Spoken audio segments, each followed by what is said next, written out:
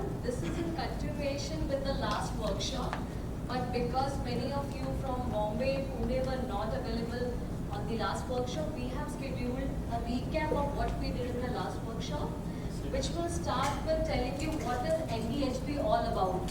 National Digital Health Blueprint, why is it there, why do we need it today, and how are we going to implement it in our systems to become interoperable and open in our Indian healthcare ecosystem.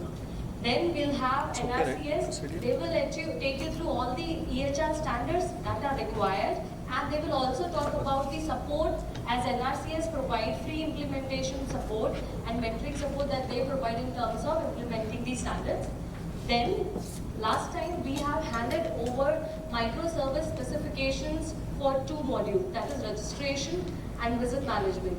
So now, because some of you have already crossed that and started implementation and microservice architecture, we'll take you through the code walkthrough, how can it be done, and that is the time where every one of you can come back with questions, technical questions, challenges that you are facing.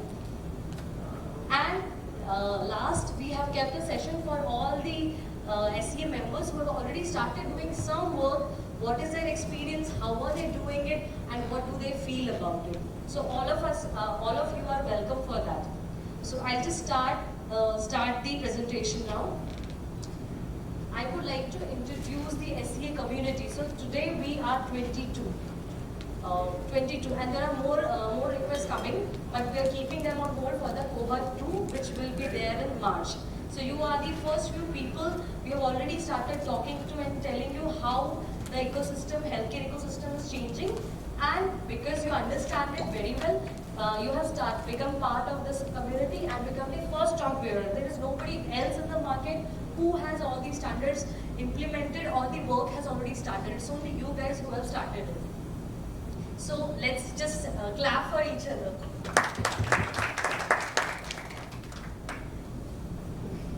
So these all are members. You all are members and you can connect to each other whenever required. So we have grouped all the SEA members into certain logical grouping, which is, for example, primary care, public health delivery application that run in primary care. These are members. Then there is another group, primary care, private health delivery, that is clinic, GP clinics, and then we have secondary care, hospital information systems, CRM, EMR providers. We have electronic health record platform and disease management vendors also, and some diagnostic solutions. Live Health is not here, but they soon will be joining us. RTWO from Bangalore, and data analytics and health insurance. So we have all the type of solutions present in our SEA members so that we can connect all the dots together. We have provider, we have payer, we also have NIC who is so important in this ecosystem because they are the one who is a government body who is responsible for helping us out. So this overview Dr. Pankaj has already provided. Why Social Entrepreneurship Accelerator Program? Basically, as per NDHB, government, what the vision government has, they want to create an ecosystem where payers, providers, and patients can choose the application they want for their well-being, but they should be based upon the minimum required standards, open standards to say that they can connect to each other. So there is no point-to-point integration required. Everyone can connect to each other, transfer information on the basis of patient consent. So with NDHB implementation, patient will become the primary owner of data. So hence, this particular program is to drive the idea of federated architecture, technology model where we each collaborate with each other and not keeping the data with us because at the end of the day, it's patient's data. Second, because NDHB is a document which has given you building blocks but haven't been decoded into details. Hence, we as a not-for-profit organization who wants to help government accelerate the change and implement NDHB, we have taken this initiative to accelerate the adoption by providing the MVPs that we have defined as per the recommended standards. So these are our key objectives. We will provide, as part of SCA program, we provide you minimum viable product definitions for health delivery information system, which include microservice specifications, which are nothing but a very detailed specification which covers your functional flow, functional details, data elements from NDDS, which forms the base master data for the nation, base container to design your database for upcoming system and to develop the bolt-on that are required. Then the MVP also include JSON-based electronic object specifications. The work we have done with NHA. Just to announce, NHA has already published the RFP for a health claim platform for India. So these e-objects are part of that, and provider systems like you all vendors have to bring a change that they can generate those e-objects to make everything electronic. So all the claims will be paid electronically. If you follow those specifications, you are able to generate, you can help the provider community get faster payments and on-time payments. So this is the major change, financial lever that Dr. Pankaj spoke about. That is what is happening. We all are becoming digital from the government itself. Then mentorship, like you all know, this is one of the mentorship bootcamp that we have, and we schedule such bootcamps more often. In our next plan, we will also be having multiple regular workshops with NRCS to decode the standard releases that they do. They also provide the free implementation support that all of you can directly contact them and they can conduct those free workshops for you. Or you can contact us and we can schedule those workshops whenever there is a new release. Third, stamp of confidence. Because we have NRCS as partner, they are the one who have mandated to have those standard code directory releases. Also help you implement standards with us. We will make you ready for STQC to certify you. So we'll take you a level. We will test your products once they are ready. We'll provide a stamp of confidence from Access Health, and then we can take you to STQC, who will finally audit and give you a government level, national level certification on it. Market access. Since we are partnered we are talking to government regularly, we are partnered with the government, we also have states projects with us. We will also give you access. We won't say that we can take names, but we can definitely say whenever there is a requirement, and all these states are implementing NDHB today. So the eligibility criteria will become an NDHB compliant product whenever they put an RFP out. So we can always recommend the one who have already progressed in adoption of these standards. And they can choose from the lot, and rest is up to the states to and your eligibility criteria. But we'll definitely take you to the market where the need is. Dr. Pankaj, you want to add something here?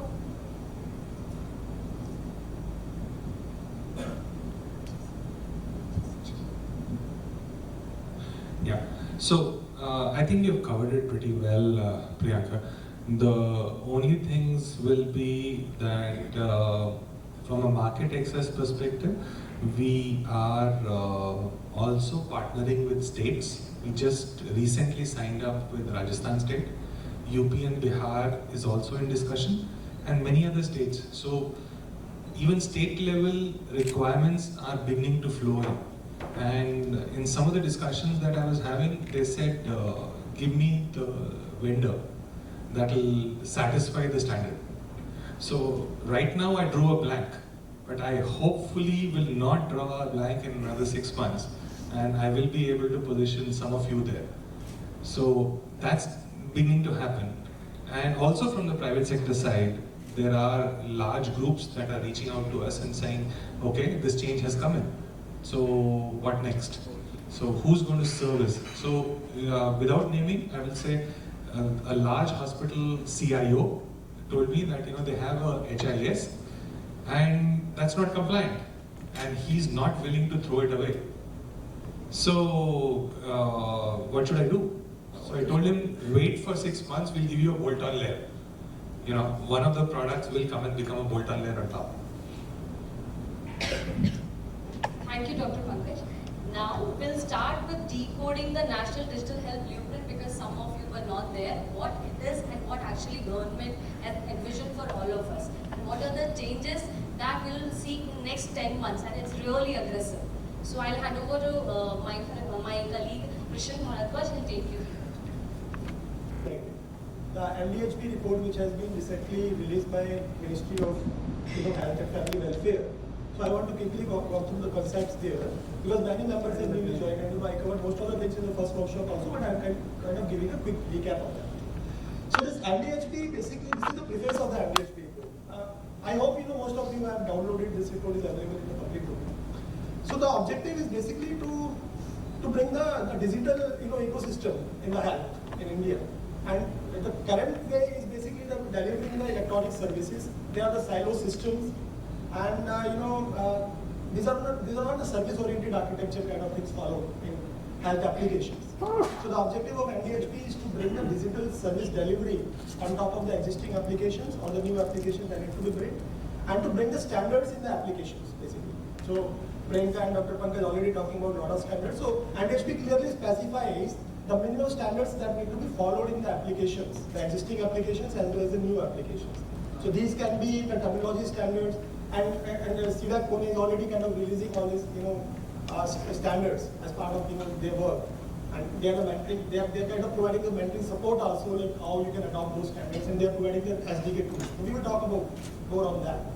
So basically, the common standards that MDHP talks about is the SNOMED as a terminology, and then ICD-10 for diagnosis, or kind of allowing for the investigation code. So these are the minimum standards that need to be followed.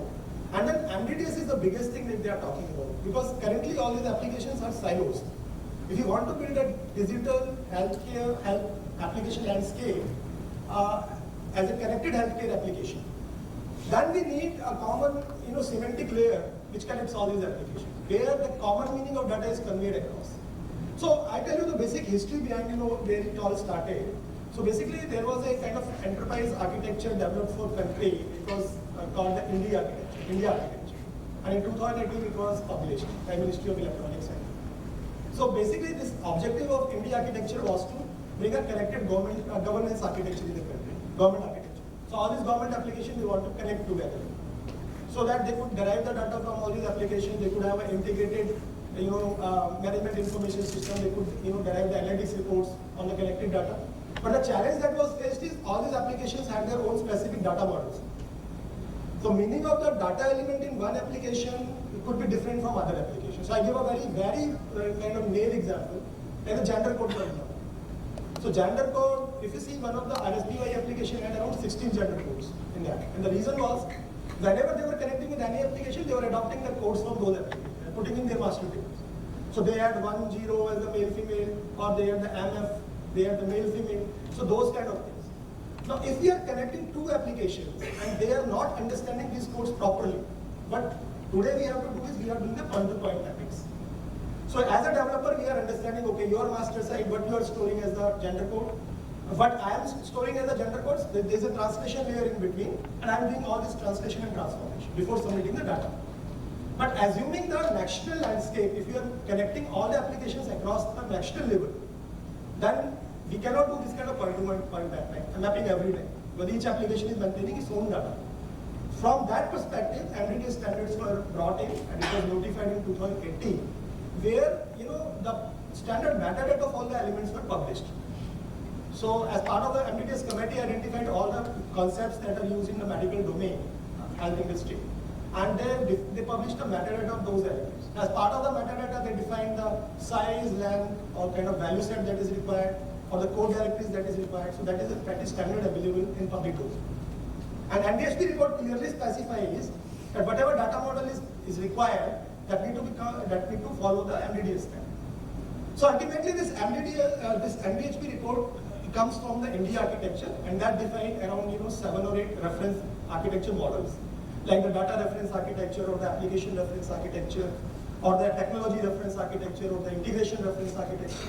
And out of all these reference architectures, they kind of sorted it out, and they brought the MDHP report out of that. And they converted all these reference architectures in the specific building blocks. So there are around 21 building blocks have been published. So it has been grouped into 5 horizontal layers and 2 vertical layers. So I will talk more about it. And this was the digital journey which was followed. And you can see that this work has been started as late as 2008. That time, government had defined a knowledge commission, and then, some mission mode projects came on the health part, on the NEGP part, and, one study was conducted by the NRCS. So the objective of all these studies and the mission mode projects was to bring the standardization or kind of digitalization of the healthcare applications. So that was the first objective. Even that is not yet fully achieved, I agree with this, because even most of the time, we are still doing a lot of paper records and all. But the first thing is that is required is the digitalization of the medical records. So then in 2013, EHR and MDS standards were brought in. So EHR standard gives the priority all the standards that are required in developing the health applications. MDDS gave the kind of, the metadata of all the elements that are needed at a very specific level. So basically EHR talked about what is required, MDDS gave the how part of that, how to implement. Then in 2015, concept note on National E-Health Authority came in. And around the same time, there was some work done on the NIM facility registry part. So all these works were going on in that. Then in 2017, India's National Health Policy came in. And 2018, this NDDS standard was notified. So ultimately, it all converges to the point where government felt that a universal health coverage is required for the country, with the broad principles of accessibility, accountability, and coverage for all. And that can only be realized when we have a connected, healthcare ecosystem, which provide the healthcare delivery applications so that they can have an integrated view of the information which is stored in all the applications to take the managemental decisions. And they can ensure that health is reached out to all the pockets of the Indian population, particularly the rural population, where it is still not that way. And then in 2019, this NDHP report came out. So basically there are three-fold strategy which has been adopted in NDHP to drive the changes in the country.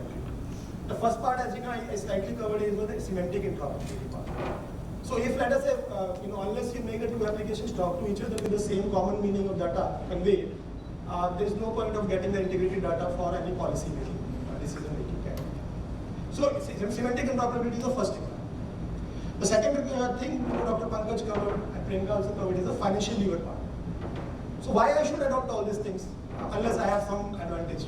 So the biggest advantage, and most of the international countries have this experience, they always have a financial lever associated with the adoption of standards or adoption of any kind of architectural transformation. And if we are talking about universal health coverage, and we are talking about maximum population to be covered in some sort of insurance, so the objective of government is not to pay in the insurance as a reactive care. The objective is to prevent those diseases in the preventive care. And that can only happen when there is a uniform kind of knowledge available to the policy makers, what kind of diseases can occur, what are the disease profiling patterns, which population is kind of more susceptible to those kind of disease occurrences, so that they can take the preventive actions to prevent those diseases. So ultimately that kind of thing can happen only when all these applications in public and private health are talking to each other. So ultimate objective is to digitalize that. Then standards and regulatory.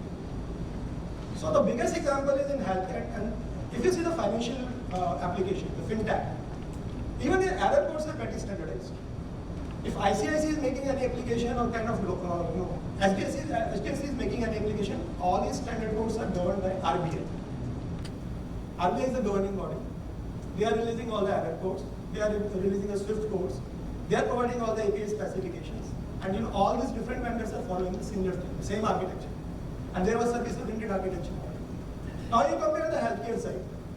Each vendor is following his own way, own data model, own master data, own terminology standards, no standard, sometimes there is no standard also.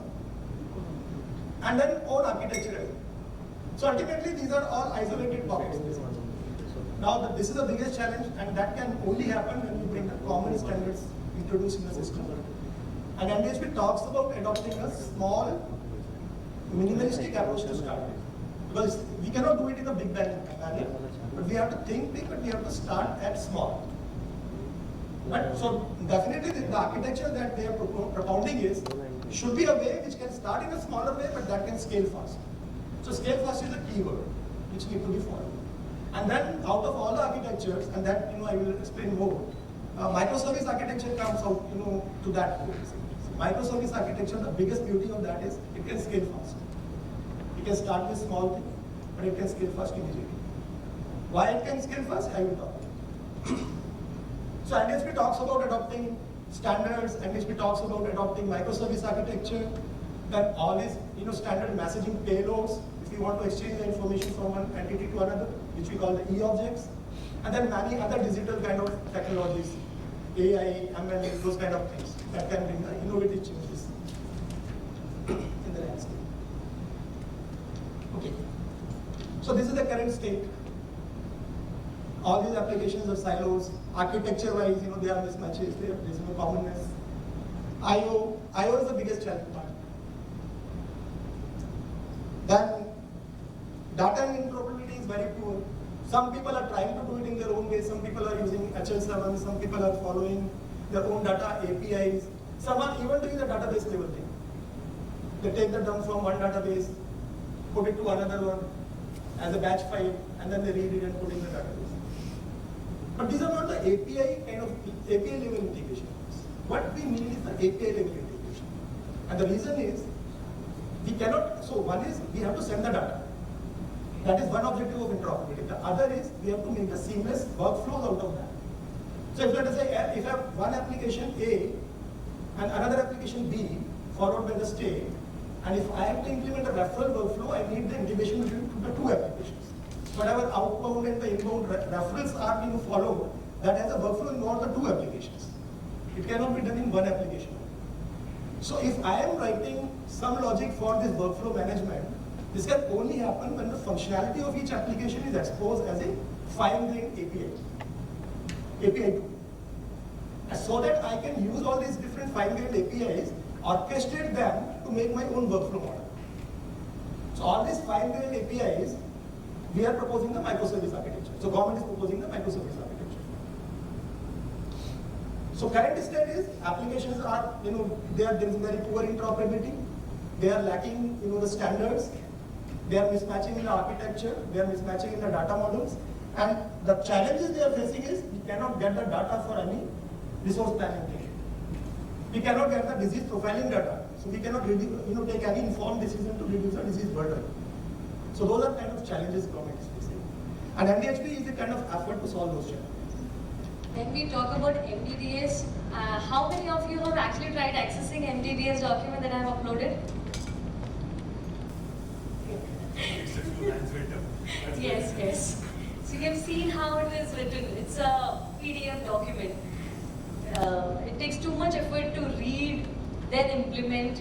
So and why we need MDDS is nothing but master data for the nation. Right now, what we do when you have to go to a client or implement your product in the client system, you import, export all their master data, clean the master data, and you do that for every hospital, every client you have. If you implement MDDS once in your system, that solves this problem. So you will have states, for example, I'll take a basic example of address. MDDS defines from the very base of first name, last name, ID, state. It will have a list of state which is owned by the Census of India. So you get a state list, you get geo codes. So basically you don't have to replicate this work. And all the application wherever the MDDS is used for modeling the data or building the information model, you don't even have to think about the design when you design your database, because in MDDS they have logically identified the groups. For example, for demographics, there's a set of data elements. So you just pick up, build your table. So just to set the context, data element tries to solve the problem of semantic interoperability, which is the base layer. You can have HL7 messaging, but that's a communication. You still have to do point-to-point integrations to make other system understand what the HL7 message is trying to convey. So you have to do changes in two systems, and every time you have to do it again and again. If all the going forward, as per what NDHP envisions is, if you just use this, all the systems will be able to talk to each other, push-pull data on request with consent. Just to give a brief, Metadata standard was drafted in 2013-14. A committee was set up who did this fine work, but it got notified in August 2018. But not very so much adopted because again the same problem, PDF format. That is where we thought how we can help you. So I'm not talking about the details of MDDS, what it is, how it is. I'm just talking very relevant because it's a recap, how you can use it if you're building a new module, or if you're building the bolt-on layer, or if you're trying to build a bolt-on layer to generate those e-objects that will consume these MDDS data elements and code directories. What we have done is we took out the entire PDF, took all the data elements out, logically identified, grouped them into modules and subfunctions, and provided a bundle that is part of a microservice specification document that we have already circulated to you all. So we are taking away, you don't even have to think when you design. For example, I want to register a patient. You know, okay, these 5 elements I have to use, which is already available. You can just directly use it from there. Also, the second thing which we are doing right now, I have already sent you an email about it. We are trying to convert the PDF code directories into Excel, and later maybe we'll also convert it into an uploadable format that you can directly use it, so that you don't have to do the decoding and upload. So basically we are, I'm so sorry.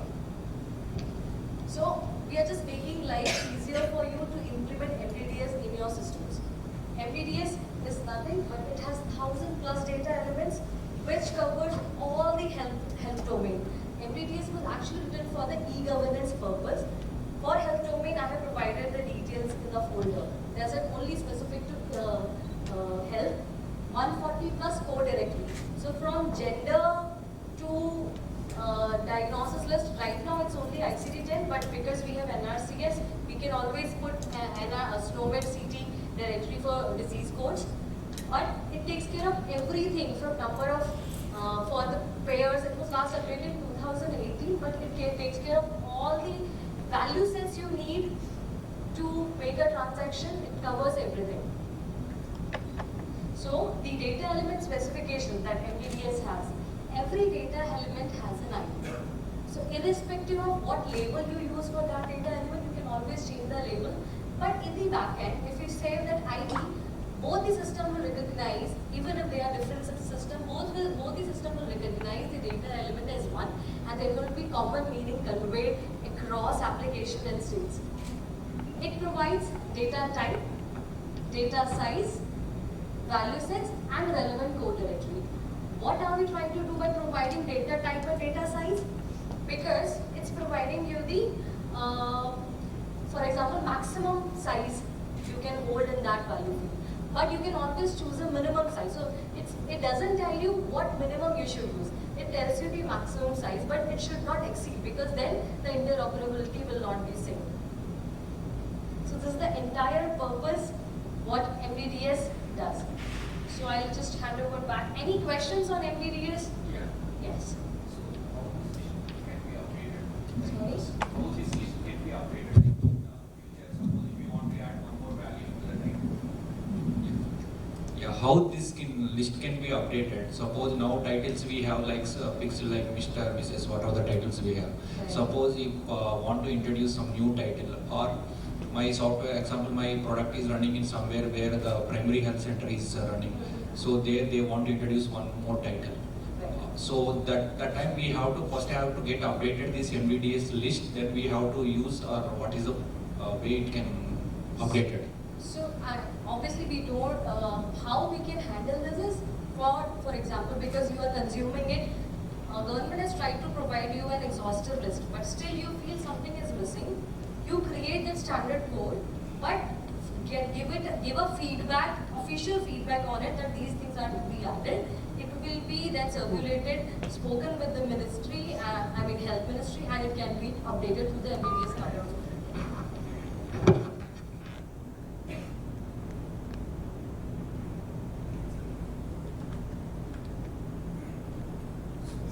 Coming to your question of how to update the act. So these are different updation mechanisms you are trying to ask, right? So one is the government has mentioned all the standards and the value set that need to be followed, like code directive structures. That is part of the NVDS report. It's already available in public domain. Number two, we in the SCA group, we are kind of hosting all these code directories and all these tables, and we are populating these tables, all the values, which you may use. So how you can use is different mechanisms will be provided. Either you can take a data set, export out of that, and you can import it into your tables, and we will also provide you the API access to that. And then coming to the incremental, so basically whenever there will be any changes in those tables, we will provide the incremental extracts, which you may kind of load in your tables. So if you have already some titles populated in your tables and some new values will come in, so those will be the incremental extracts basically. So those are through APIs some. Yeah, so if it is larger in numbers, then this can be followed as the export import. You may take it as a CSV file format or something, and you can upload in the table. If it is the interactive mode you want, we will also provide the API access. API access will take a little time because we are working on that. But we are hosting all these code directories in the cloud. Yeah, and one more is doubt is like, is there anything like mandatory data set to be followed that comes under this MDDS, or it is different? So MDDS provide the metadata, definitions of the data elements. Now this mandatory or optional thing will come when we will provide you the e-object definitions, specifications. So we are also circulating the e-object specifications. For example, if you need to generate a e-discharge summary, then what all elements need to be there? Out of those elements, what are absolutely mandatory or what are optional? So that kind of detail we are providing as a specification. And all these elements, the metadata of those elements you will take from the MDDS standards. Thank Hope you. that answers, yeah? Thank you.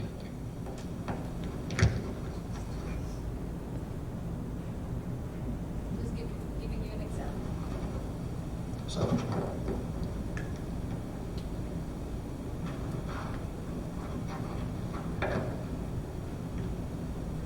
How data elements are listed. So we also provide in a way as part of e-objects. Okay. We also provide in a way in e-object specifications the mandatory fields. And then you can always use your custom fields also. So we don't restrict you from using more fields, but there are certain MVP fields that we have already provided as part of the design for objects. Because that's the output. End of the day, you need to give back to the EHR that government is planning, or the or NHA that will need those health data elements for processing a claim.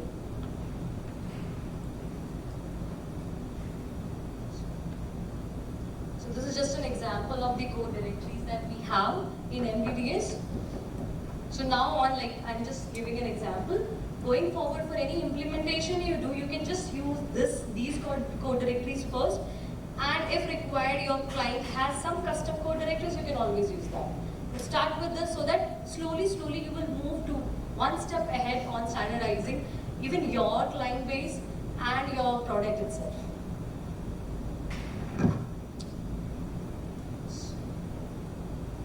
excuse me. Yes, sir.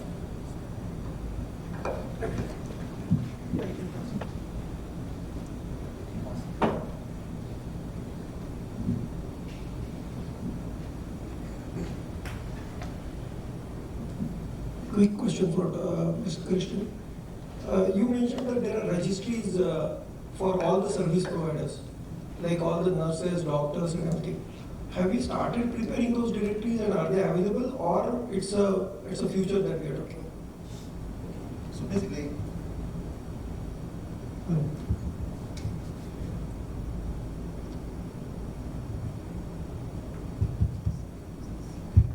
yeah. So what we have done is for all these registries, and particularly the health worker registry you asked for, ASHA registry for example. So we have defined the minimum viable data set definitions. What the data elements of data model of that registry would be. And we have shared this with NIC. We had a discussion with Mr. Sunil Bhushan in NIC, and we have shared this technical concept note with him, which he has agreed on. And we had a discussion with Ministry of Health as well. So, in a nutshell, the answer to your question is, we have defined the dataset definitions of all these registries, which you may adopt in your applications. Basically, you need to define the placeholder for these applications. For example, you need to adopt all these minimum identifiers that are required, the unique identifiers that these registries will introduce, and other minimum attributes that are part of the registries. Those tables you will define. And later part of time, we will also provide you the API specification. How these open APIs will be used for interacting with the registry. So that as part of the microservice design work, we will provide you those specifications. Now, the actual development of registries will be responsibility of government, which will come in due course of time. But once you are ready with this design specification, that only will be adopted in that design. So that is kind of a readiness for that stage. And the same is applicable for the patients also. Like you have defined all the Yeah. minimum attributes that are required. Absolutely. So for example, if you see this registration microservice design that we had shared, so we are giving the provision for the provider patient ID, which is a ID which will be generated at the provider side. Each hospital will be generating the provider ID. But same time we are also providing the unique health identification number, which will be the patient beneficiary health ID across the country. So that placeholder you may define in the application. And then we are also providing you some minimum kind of the API function signature that is required to interact with the registry. So basically there will be an EMPI set up at the national level, master patient index, and based on some demographic attributes, it will do the probabilistic or deterministic matching, and it will provide you the data. It will either register the patient if it is a new record and give the unique identifier, or if it will return the unique identifier if it already existing. So that kind of design provision is already provided when you build the registration microservice. In future, when it will come in place, the same thing can be integrated with there, actually. Okay, thank you. What's the validation mechanism now of LDDS? Is there any, is it purely manual now or at a level of application, or is there any automation being done to say, okay, I have implemented certain part of the standardization in our applications? Is there any sample validation test tool or something? Or Yeah, so that thing we currently are working on. So as part of the microservice specification, we will also provide the test scripts. So we are taking the STQC templates and we are preparing our test plan on that. So all these validations will be part of those test cases. And when you run those test cases, these validations will be ensured, whether you are adopting the MDDS or you are adopting the other minimum building blocks that will come as part of those test cases. So second question is there any prioritization for the adaptation actually? Okay, in a digital health implementation, are we talking about okay, we need to adapt the patient information first, or is there any, because there's a big list of a lot of standardization defined actually, or data elements defined. It's like as an application to migrate to this, it takes a lot of time. So is there any recommendation saying that okay, we have to do this first and next or something? Yeah, so basically in NDSP they have defined the what part of the things. So as I said, they have taken the reference models, they have a data reference model. So actually how it starts, if you think the architecture way. So everything starts from the infrastructure layer, this is the underlying thing. Then on top of that we have the data layer, databases and all. Then on top of that we have the technology layer. Right. And then we have the application layer, and finally we have the delivery channels. This is a logical kind of layering of the different application that we build. So the same approach they have provided the building blocks structure in the NDHP. I will show you that diagram just now. So they have the horizontal 5 layers. Now within the data layer, they talk about the registry identifiers, and they talk about the MDDS standards, and they talk about all the e-object structures and all these things, all the interoperability related aspect. Unless our data model is standard, the rest of the components are interacting on top of data model. So coming to your question, the priority, so my piece of advice, and I open it to the forum also, you need to first standardize your data layer. You are creating the data model, when you are creating the entities, you are creating the aggregates in the microservices. Those have to adopt the elements from the MDDS. So we are already providing the mapping of all these MDDS elements in the design specification. So once that is there, your data part is standardized. Then on top of that, what technology components will be required, that we will specify. Like the API specifications or kind of other technology component, privacy, security, anonymizer, deduplication kind of related things, health lockers, or the health information exchange related components. Then on top of that, the different applications come in. So all these different applications, like for example, you are building a GP clinic related product, or you are building some other application. So they will adopt the elements from the data layer. And you will use a microservice API specification to develop the services. Because everything has to be service oriented. And finally, there will be different delivery channels you may use. You may use tablets, mobiles, web, or you may use IoT or whatever. So the same structure has been provided in the NDHP.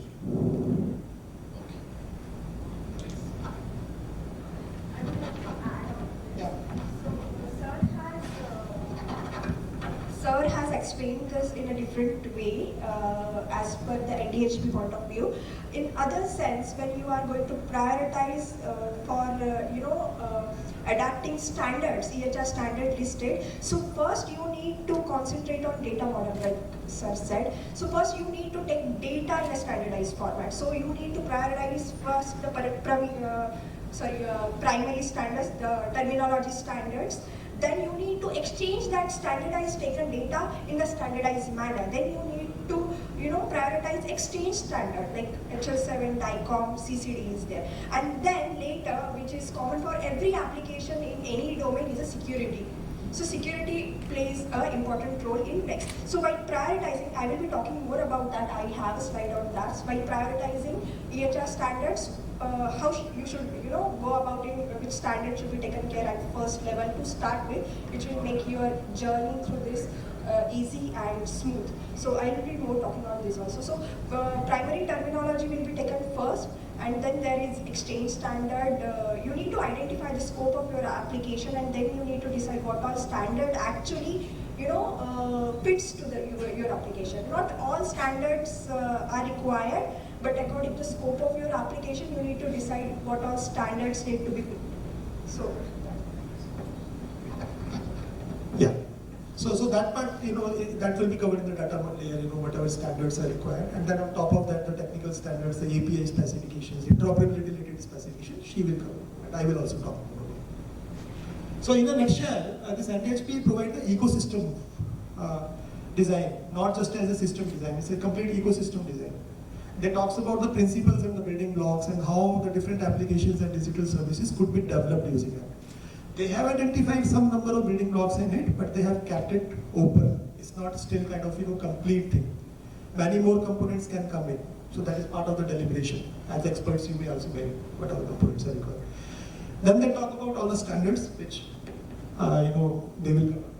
And then the institutional framework also, because to implement these all things, all these technical standards and the API specifications, an institutional framework is required for proper governance of the things. So they are talking about NDHM, National Digital Health Mission, which will soon come. So that will oversee the execution of all this, implementation of all these building blocks. So these are the key design principles of NDHP report. So from a government domain perspective, they are interested in universal health coverage. All this thing has started from the PM's model. This is PM's vision is to bring the universal health coverage in the country in the coming future. And they want to ensure accessible, accountable and affordable care to all. So more focus is on those areas which are still lacking the standard healthcare provision. So they are talking about telemedicine, teleradiology, and they are talking about different applications that could be built. Service delivery mechanism. So for example, the Umang portal, for example, in government, they provide a lot of government services from the integrated ministries, basically, the different ministries. I can get my license renewed, I can get my water connection, electricity connection. Different ministries are involved in that. But ultimately, it's like one unified portal. As a citizen, I can access. It's a citizen portal. The similar kind of portal should exist in the healthcare side also, where the patient can register to any hospital, or like he can book the appointment with any doctor, and then he can see his medical records, the complete lifetime history records anywhere. So that kind of concept is there, and ultimately in the back end it can happen only when you have the applications integrated together with the standards they have been talked about. Then they talk about the education and empowerment of the citizens, because what Priyanka also covered is more patient-centric. Patient should be the owner of the records. And to implement it at the technical level, they have specified certain technology perspective designs. They have identified the building blocks. They have identified the interoperability, specification requirements, like FHIR they have so told, or like microservice architecture need to be followed. So all these APIs are open standard based. So as part of our design specification, we will also provide you the Swagger based API specification documentation. That will conform to the open API standards. It will tell about all the API signatures, the inputs and the outputs which are used. So ultimately the current design specification document is also modeled as similarly. It has identified all the APIs, all the input parameters, output parameters, everything. And then they talk about the security, privacy and other minimum technical standards that need to be. So ultimately, as part of the NDHP, they talk about consent as a primary thing. So all this interoperability should happen with a patient consent. There should be an electronic consent document. Then they talk about the content and the interoperability. So content should be standardized, e-objects will come in that. Interoperability should happen. Application should not act in silos, they should be connected. Patient can ask the data, patient can ask a particular hospital to exchange his data to any other provider. There should be a way of interoperating that. And there should be a way of, in a standard format to interoperate that. Then privacy and security of all the data that is exchanged. The right set of people with whom patient or provider want to share the data, only they should have the access on that. And it should be more granular in approach. It should provide all the permissioning levels as well. Who can see, who can do the read view, who can do the write view and all these things. And then the patient safety and quality aspects of that. So this is basically the high level building block thing I'm talking about. It has 5 layers. At the bottom is all the infrastructure that is required. So ultimately, NIC is the model in that basically. So they take care of all the data centers, all the public private clouds that is required. In the private side also, different vendors are implementing their own applications on private clouds and all. So focus on microservice architecture, one is basically it should be cloud-based application. It can be deployed over cloud. And it should be deployed over cloud because then you can use the different applications, you can build different applications using the similar services and you can access it from different delivery channels. That is the whole objective. Then second layer is all your data hubs basically. That is the data layer actually. So it talks about the registries which I mentioned, they should be unique identified. It talks about the standards, all these MDDA standards, EHR standards. Then it talks about the electronic health records. So basically, government is looking for the complete lifetime history of the patient should be accessible. So if he is traveling, visiting from one facility to another, the other doctor should be able to see all the previous treatments given to the doctor. And then all these health master directories. So some of the registries will be hosted at the central level, but then some directories will also be required, which will be hosted by the respective states, because health is a state subject in the country. For example, the ASHA worker. So all this HR related, data of the ASHA worker or all the employment related thing should be maintained by the respective states. So that will be a state level directory. But the minimum attribute to identify the health worker, that will be stored in a central registry. So it will be a federated architecture. There will be a coordination between the state directories and the central registry. And then the technology layer. So technology layer is very exhaustive. There's a few of the blocks have been shown, but it is not the endless. It's endless basically. So some of the things they have identified is there should be privacy security related building blocks. There should be anonymizer. So whenever data is exchanged to the analytics layer maintained at the state level, they should not be identifying the patient by address or by mobile number. There's no point of that. They're more interested in profiling the diseases or the treatment related data. So all that anonymization will happen. Sometimes deduplication is also required. So those kind of technical components, and then health information exchange is required. So currently this is all the point to point. Whenever we are doing the HL7 thing or we are doing the API level integration, it's all point to point. There should be a proper health information exchange which is based on federated architecture model. Then on top of that, they are the building blocks, application level building blocks. Now this is any kind of application you can build. So once you have all these services exposed as the fine-grained APIs, open APIs, the same API I can use to develop a EMR, same API I can use to develop a CDSS, or I can leverage it in a BCMA, barcoded medical admission. So I can develop any sort of application using it. That cannot happen with the current monolithic architecture approach that we are following. Well, my logic is very much tightly built inside the layers. So it's a service kind of approach, basically, service delivery approach. And then access delivery. So focus is on the mobile first strategy. So all these applications, because now there is a larger penetration of mobile in the country, everyone is a mobile, smartphones are cheaper. So ultimately, all these applications should be accessible not just as a web browser kind of thing, it should be the mobile app based. So that ASHA worker can access from anywhere, doctor can access the patient images from anywhere, records from anywhere. So that kind of patient can access his record from anywhere. And then PHR and the health lockers basically. So DigiLocker is already popular in other sort of thing. So people are already using DigiLocker to store their educational record or other stuff. Similar kind of thing, health locker should be there. And it should be able to store all these different format of the medical records. For example, it should be able to store the PDF file, structured, unstructured data. It should be able to store the JSON object or the medical DICOM image formats. And patient can ask all that, whatever data he want to store in his vault, basically. I would say vault or locker, whatever. There should be proper, controls for the security and privacy and the consent. And he should be able to exchange it with any doctor or any provider if he want. So there should be API model built on top of that.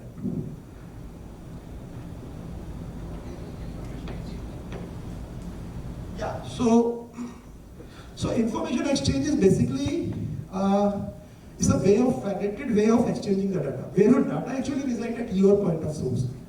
But on a request basis, you are able to exchange the data to the other providers based on a common group of policies. So first of all, what we do is we classify the different providers into affinity domains. So each domain, for example, all these 3 or 4 hospitals like Apollo Hospital or Fortis Hospital, they make one affinity domain and they agree upon like these are the doctors who will access the record. These are the kind of granular level of control, like this doctor can only do the read-only thing, this doctor can do the write-only thing. So those kind of common set of policies can be defined in the affinity domain. Data will still remain with the Apollo Hospital or the Fortis Hospital, or like if it is a public health application with any district hospital, for example. Then whenever patient want to exchange the data or provider want to exchange the data, there will be open API integration in that. So these open APIs will be based on the health information architecture profiles, so IHE profiles basically. So IHE profiles are the standard profiles available, XTS.B or PIQ or PDQ. PIX and PDQ are used for the patient demographic queries that will be used for the patient registry. So when the patient registry is in place, PIX and PDQ will be used for querying the patient data in the registry. And based on that, it will retrieve the unique identifier. Then XTS.B is actually exchanging the medical record and storing the medical record in a document repository and storing the pointers of that document in a registry. And then there will be a way of looking the document metadata in the registry and based on that pulling the data and sending it to the requesting entity. So those kind of API integration will happen. And then in between, all these standards will come in. Whatever standards we are talking about, whatever APIs we are talking about, privacy, security, consent we are talking about. So that complete ecosystem is called as the health information exchange. And this will be a federated model, so states can maintain different instances of health information exchange. Within the state, there can be multiple instances of the states. Different states can have the multiple instances, like the telecom exchange model. So you have the different vendors implementing the telecom exchange, and they are interconnected to each other. Your calls can be exchanged from one exchange to another. So I have a question over here. We are talking from a technology and stuff, right? What's the government thinking about the change management which will be happening across between the public and the private health sector?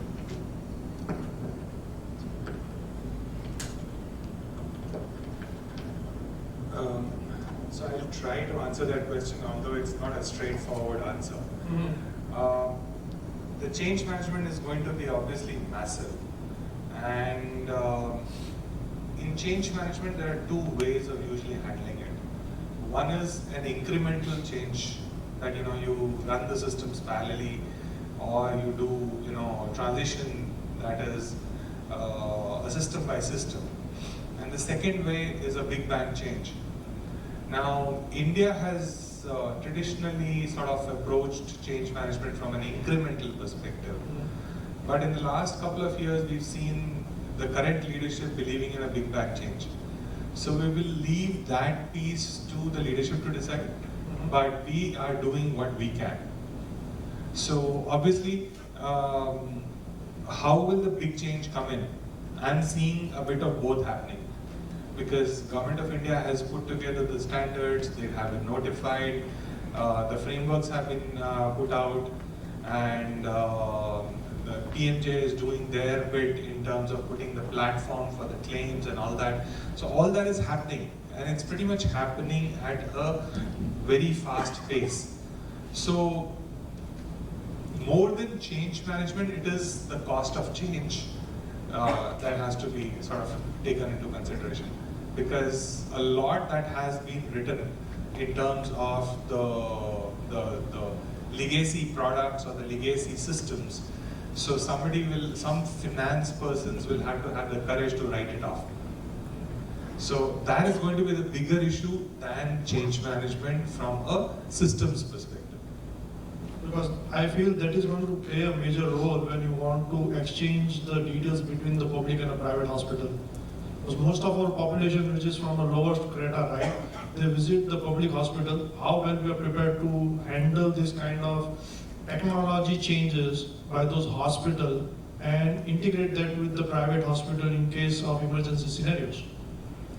So as far as integration is concerned, we are providing, and that's where Krishan will come to it, that there are two ways of doing it. Either you can build it into a new system, the standard that he's talking about, they can be built into a new system.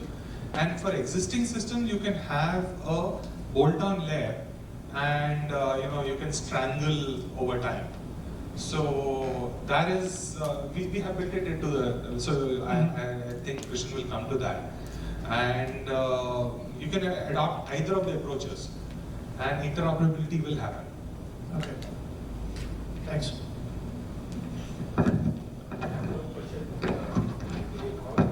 Recommendation now being unified with all the stakeholders in the confidence, like we have CDAC and Access or Knowledge Hospital Government. So like for example, it's going to be a reference for all the product development companies to say that okay, this is the only way to implement, or is it going to be like okay, that different people are going to recommend more things, and then how it is going to be channelized so that we have a one reference guideline to implement from an application development standpoint. So I try to answer that. Basically, before this NDHP came in, so one is it is based on the India enterprise architecture. So it represents the India's health enterprise architecture. And there has been a lot of deliberations involved in deriving that health enterprise architecture. And when NDHP report came out, it was sent into public deliberation. So, stakeholders from all, organizations and, stakeholders came in there, they gave their recommendations, suggestions, everything. So that NDHP report is a reference architecture. Based on that, all the application development need to happen. Going forward, if there will be more enhancements, recommendations will come, for example, from out of our deliberation, something will come out. So MDHM will form the committee, architecture, architects committee or whatever, they will have some setup, who will be taking those, suggestions, recommendations, incorporating that in the report. But that will be a structured mechanism. It cannot be done on an ad hoc basis, like anybody can take a deviation out and do that. So Right. that will be a structured way. And it will become a compliance kind of a recommendation going forward, right? Yes. It will be for a marketplace where this can be a checklist for us to say, okay, we are complying with this system. Oh yes, that is there. Because Because, so as Dr. Pankaj already said, like one level, like whatever adherence to the microservice architecture this group is doing. So CDAC Pune team and we will be doing a kind of check on that. Like this has been complied with, all the standards have been complied with, microservice architecture has been properly followed or not. Next level, STQC will be certifying that. So that will be a certified product. So they will be having a checklist that will have all the points like this has been followed. So this is a validated architecture. I think I've covered most of the points in it. So you have any question on that? So ultimately, this validated architecture factors the layers at the state level, national level, and the institutional level. So yeah, this. So could you say a little more about exactly? Sorry, I just don't know the field. What does STQC certification mean? I mean, for example, under this architecture, will only a STQC certified system be allowed to make, to interact with the government systems? Let me try to answer that question. It's not that, Is it like meaningful use? I mean, like yeah, so similar. Since you mentioned meaningful use, in the context of meaningful use, there was an overarching body called ONC, Office of the National Coordinator in the US, and they did, authorize 2 entities to certify the softwares that were compliant to the standards. So we are waiting for that ONC equivalent to still emerge in the country, which will probably be NDHM, National Digital Health Mission. The government is working on that, but the body that is authorized by Government of India for any software quality certification is STQC, which comes under Ministry of IT. So, if you want to certify any software in this country from a testing and quality perspective, that is STQC. Sorry. Okay. So, and there are equivalents, for example, in the US for testing and quality, right? But I think this is a. I think you're alluding to it, but perhaps the question I'm asking is,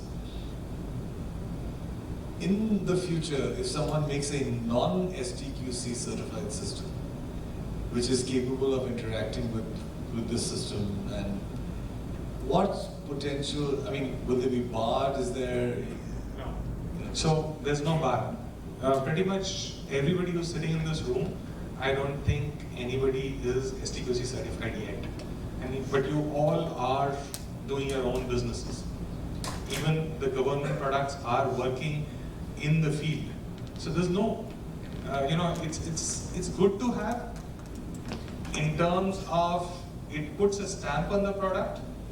Once the stamp on the product is there, then it's easier for a state government or for a private enterprise to adopt the product. But it's not that without that stamp of approval you can't do your business. Sure, you can. But does that answer your question? Yes. Okay. I mean, most of RFPs could also have this qualification criteria later. Yeah, so you touch upon a very good point, and this is what happened a couple of years back also, when the EHR standard came out and the MDDR standards came out. So some of the RFPs, state government RFPs, did say that you have to be compliant to those standards, and those could become a requirement from the government in various tenders. And that's for the government to decide, but that's a good point.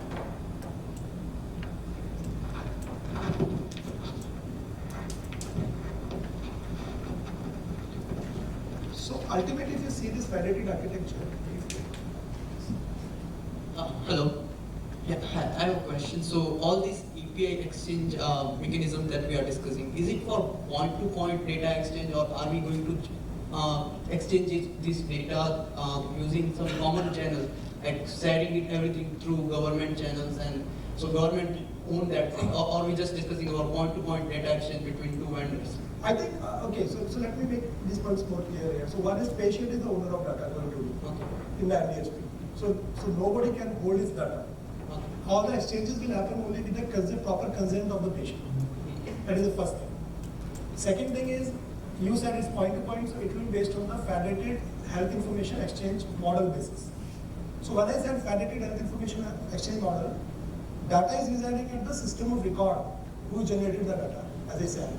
But there will be the open API integration. There will be a network of open API integration in between, so that they can send the request to one entity for this data, or like patient can ask the data to be exchanged. Then based on the proper consenting, provided from the patient, that data could be exchanged to the other entity. So there will be the exchange APIs available. So what this exchange APIs will do is, it will first identify the patient basically, or the entities who are responsible in this transaction. Who is the patient? They will get from the registry, patient registry. Who is the provider organization who has requested? That will come from the facility registry. Who is the provider involved in that care? They will identify from the provider registry. And then they will have the record location registries basically. So there will be a directory, they will maintain the pointer of all the entities together, where these records are maintained. So they will look into that pointer. It's like a telephone, yellow page directory. So they will look from some kind of logic, like you can see this mobile number or name, person, and you can identify the phone number or whatever. Once you have got the phone number, then you will make a call to that person. Then this call will happen through the open API. And there will be a proper privacy and security layer in between.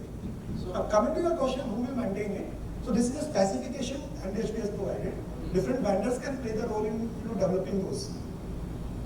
So nobody is kind of a single owner who is going to maintain. Like a telecom industry, telecom industry, there are different exchanges there. So Bharti Airtel has one, Idea has another, but they are all interacting. Similar other example is fintech. So each banking organization, they are working in their model, but they allow the exchange of financial data to others as well. I can do my NEFT or I can do my this thing, RTGS with other banks also. They can't stop. So they cannot say like I will not share the data. So I am the owner basically. I can decide whom I want to transfer my money. Equivalent patient will decide whom they will exchange the data. But then they will have the exchange, clearing house kind of mechanism who can do the exchanges of that transaction.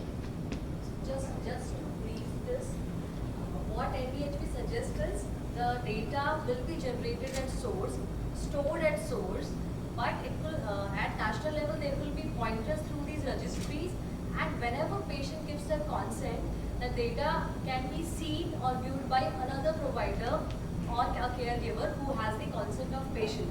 Second, what is also mentioned in detail at NDHP is smaller hospitals, like there will be a licensing model where bigger hospitals can take the responsibility of storing and maintaining the data with respect to privacy and security, and smaller hospitals and providers can actually utilize those licensed bodies to store their data. So will the government be storing any health records on that part? So government will be primarily interested in the analytic part of that. So all this data exchange that is happening, or like the data generation that is happening, they will be kind of getting that level of data that they need for the analytics. Like state level, there will be the health analytics engines implemented, for example. The individual health record of the patient will be the custody of the patient. If HMIS is maintained by the hospital will be the custodian, owner will be the patient. Government will act only for the analytics part. Yes. They'll take API and they'll build some portal for that. That is also in the pipeline. And wherein the analytics part can be taken care of. What kind of disease is prevalent in particular district, what kind of medicine is being used to treat some particular disease, those kind of things. What season is promoting what kind of disease, what precautions can be taken. These analytics have to be done. That analytical data will be taken care by the government. That will be exchanged without the consent of the patient. That will be without the consent of the patient. So that will not include the demographic details of the individual data of the patient. That will be a combined data. Suppose tuberculosis is in some prevalent in some district, particularly maybe in Gurdaspur there was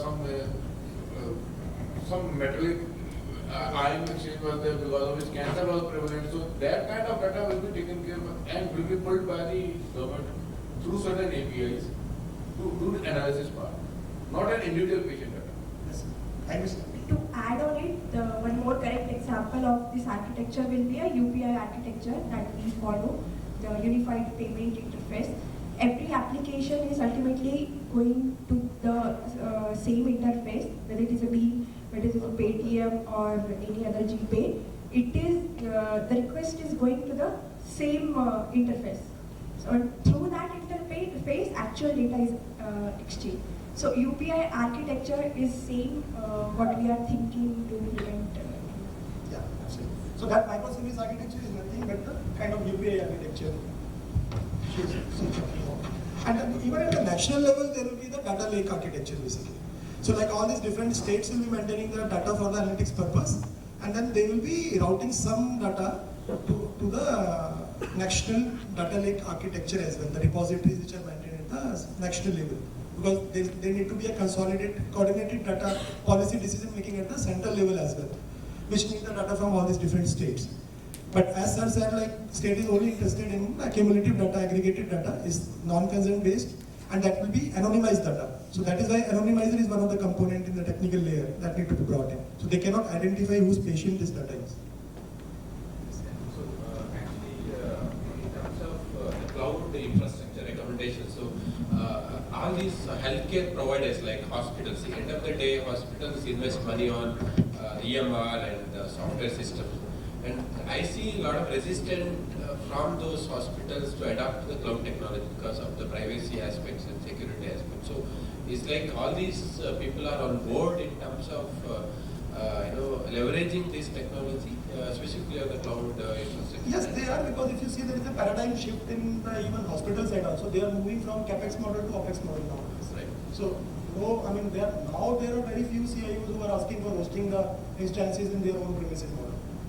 Because on cloud model provides them much cost-effective solution of deploying their solutions in the cloud. Right. The only thing is, current applications are not cloud or cloud build applications. Basically, they are not cloud native applications. You can host anything on the cloud. It doesn't mean that it is a cloud application. Yeah. So that need to be properly cloud hosted. Only then you can benefit fully from the cloud. And microservice architecture is actually a cloud-oriented architecture, cloud native architecture. Right. And the thing is, like the owner of the data, like we are pushing for, as a patient is the owner of the data, but end of the day, the hospital also owns those data, right? So how are we, what is the kind of... No, so I think let me clarify that point. So when I'm saying patient owner, doesn't mean that patient will decide whether they want to store it or not. Right. System of records are all provider organizations, hospitals who are generating the data. They will be maintaining the storage of that data.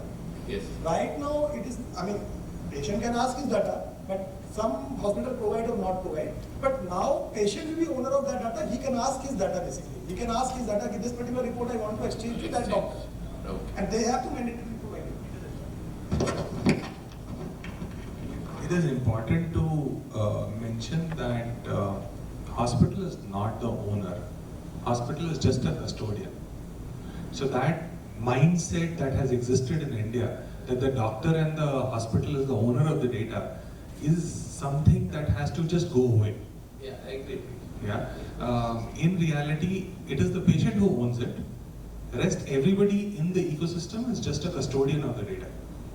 Right. Yeah. You have to get that right. Yeah, because whenever we face a customer, basically. I know. I mean, that mindset is there. Yeah. But that's the mindset which has to go away. Can I ask a question?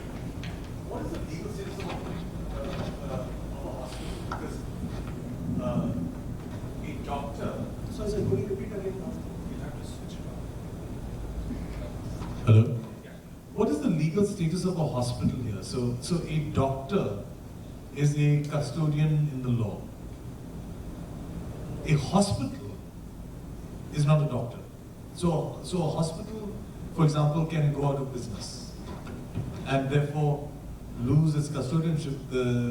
For a doctor to, I suppose a doctor can die, right? So my question is, if a hospital is the custodian of the data, do they have a fiduciary responsibility to pass on that custodianship should they lose, if they don't survive or something? So that's a very good point. In fact, I mean, this is a tea time discussion actually. We can take a break and discuss all this. But just to quickly answer that question, this comes in the data and privacy protection. So there is a separate bill that has recently been approved by the cabinet, and it is going into the parliament to become a law. So that is about privacy and data protection. So all this is covered in that. So it talks about data fiduciaries. Even our NDHB talks about third-party data fiduciaries. There is a DigiLocker concept. So the data actually has to go and sit in a third-party fiduciary, and the DigiLocker will help in managing that data. So all those concepts are there, but who will do it? So we'll have to wait for the NDHM to come and do that. So, everything sort of boils down to NDHM or an authority that will take over and do that. While we wait for that authority to come, whatever we can do, that is what we're trying to do in this room. So that's the short answer to your question. Yeah, I think we can have a quick break.